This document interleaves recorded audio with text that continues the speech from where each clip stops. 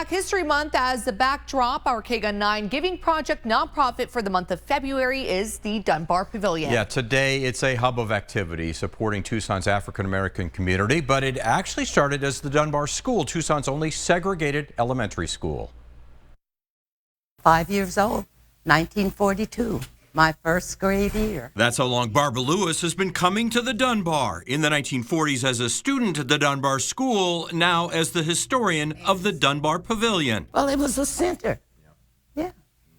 You're right. It is today, too. And it is today. As the Dunbar historian, Barbara has compiled many of these stories surrounding Tucson's segregated school.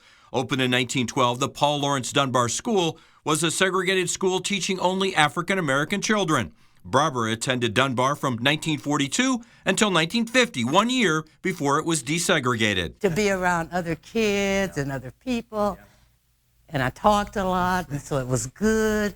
You know, it was good. She says she cherished her time at Dunbar despite it being a segregated school. Dunbar didn't even have a cafeteria, library, or auditorium. But we had supportive teachers who cared about us. We were like a family. We had to be. We were all we had. Despite the challenges of racism and segregation, students at the Dunbar School thrived, many going on to do great things. Some world-renowned. I mean, musicians, a person in Jimmy Carter's cabinet.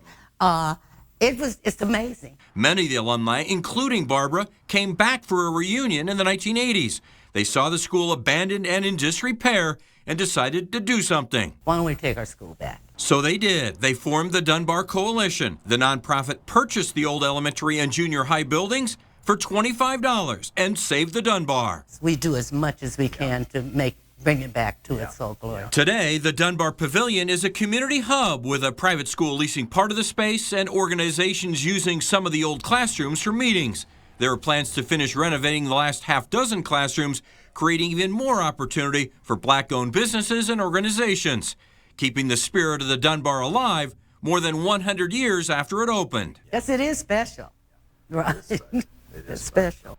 It certainly is, and you can help Barbara and the Dunbar Pavilion continue to grow by using the QR code you see here on your screen, or you can head over to KGUN9.com. Partners in the Giving Project, Community Foundation for Southern Arizona, again matching the first $500 in donations. She's quite a character, isn't she? She really is. I love how she was talking about her time there, first grade back in the 1940s, and now she's the historian. Yeah. That's a full circle moment, and it deserves it. Yeah, exactly right. She is terrific.